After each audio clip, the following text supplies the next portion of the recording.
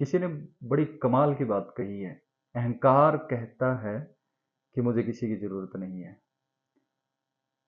और वहीं पे अनुभव कहता है कि समय आने पर हमें मिट्टी की भी जरूरत पड़ेगी।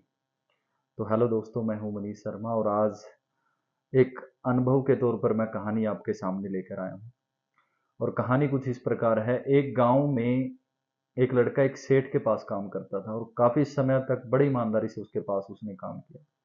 लेकिन अचानक एक दिन सेठ ने उसको काम से निकाल दिया, और वो निराश हताश हो गया, बेरोजगार हो गया। और वो जैसे ही सेठ के वहां से निकाला गया तो घर की तरफ चलता जा रहा था। रास्ते में उसको एक आवाज सुनाई दी, और आवाज यह थी कि क्या यहाँ पे मुझे कोई मजदूर मिल सकता है। तो लड़के ने जैसे ही उस आवाज को सुना, उसने मुड़कर देखा तो पीछे एक बाबा जी आ रहे थे। बाबा जी के हाथ में 3 बैग थे, 3 थैले थे।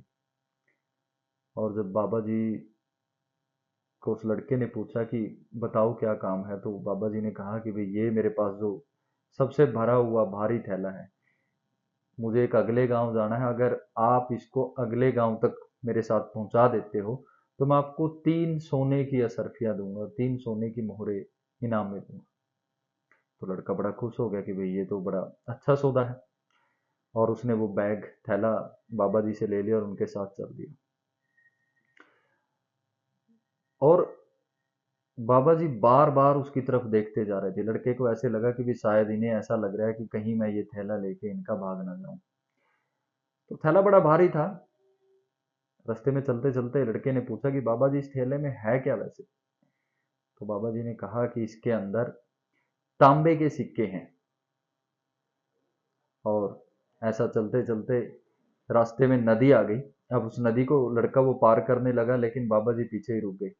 तो लड़के ने पूछा कि भाई, आप रुक क्यों गए, आप चलो मेरे साथ। तो बाबा जी कहता है, मेरे पास अभी भी 2 थैले हैं, और इनमें से दोनों थैले ही लगभग भारी हैं। अगर आप मेरे से एक थैला और ले लेते हो तो मैं आपको 3 सोने की असरफियां और दूंगा। तो लड़का बड़ा खुश हुआ, और उसने दूसरा थैला भी है जो बाबा जी से वो ले लिया। और खुशी खुशी उन दोनों ने फिर उस नदी को पार किया। नदी पार करते ही वो बाबा जी बार बार लड़के की तरफ देखे जा रहे थे। तो अब लड़के से रहा नहीं गया। तो उसने बोला कि भाई बाबा जी देखो, मैंने पूरा जीवन ईमानदारी के साथ काम किया है। मैं जिस सेठ के पास काम करता था, बड़ी ईमानदारी से काम किया। लेकिन एक समय ऐसा आ गया, ईमानदारी चल नहीं रही थी सेठ के आगे। सेठ ने कुछ बेईमानी करने को मेरे को बोला, लेकिन मेरे से नहीं हुआ। तो सेठ ने इस कारण से मुझे वहां से निकाल दिया। तो मैं, आप निश्चय रहिए, मैं आपके साथ कोई भी धोखा या छल नहीं करूंगा। तो बस गांव पहुंचने ही वाले थे। रास्ते में एक पहाड़ था। उस पहाड़ को जैसे ही क्रॉस करते, उसकी तलहटी में दूसरा जो गांव था जहां बाबा जी को पहुंचना था, वो था। अब पहाड़ चढ़ने की टर्न आई। जैसे ही पहाड़ चढ़ रहे थे तो बाबा जी ने बच्चे को फिर रोका, और उसको कहा कि अगर तुम ये तीसरा थैला भी ले लो तो मैं आपको 3 सोने की असरफियां और दूंगा। लड़का बहुत खुश हुआ कि भाई, ये तो बहुत छोटा सा थैला है और मैं आराम से लेकर इसको चढ़ जाऊंगा। तो उसने कहा कि ठीक है गुरु जी। तो उसने कहा कि भाई, आप मुझे एक बार ये बता दो कि भाई, इस थैले के अंदर है क्या। तो उसने कहा कि इसके अंदर चांदी के सिक्के हैं। तो लड़का कहा ठीक है जी, और वो थैला लेकर ऊपर चढ़ने लगा। तो बाबा जी ने उसको बोला कि आप ऐसा करो, आप जल्दी जल्दी चढ़ जाओ और ऊपर जाके विश्राम करना, और मेरी राह देखना। मैं आता हूँ, और आने के बाद फिर हम एक साथ दूसरे गांव प्रस्थान करेंगे। रास्ते में चलता जा रहा था। वो लड़का ऊपर की तरफ चढ़ता हुआ जा रहा था। बाबा जी काफी पीछे रह गए थे। तो उसके मन में लालच आ गया, और उसने सोचा कि ये बाबा जी कहाँ मेरा पीछा करेंगे। अब दो, एक के अंदर तांबे के सिक्के हैं और एक में चांदी के, और एक जो थैला है अवश्य ही इसके अंदर सोने के सिक्के होंगे। मैं ये थैले लेकर भाग जाता हूँ और अपना जीवन यापन अच्छे से करूंगा। लालच। लड़के ने ऐसा ही किया। वो पहाड़ से उतरकर सीधा अपने घर पे जाके रुका। उसने जैसे ही सबसे बड़ा थैला खोला, उसके अंदर तांबे के सिक्के ना होकर पत्थर ही पत्थर भरे हुए थे। उसने हड़बड़ाहट में फिर दूसरा थैला खोला।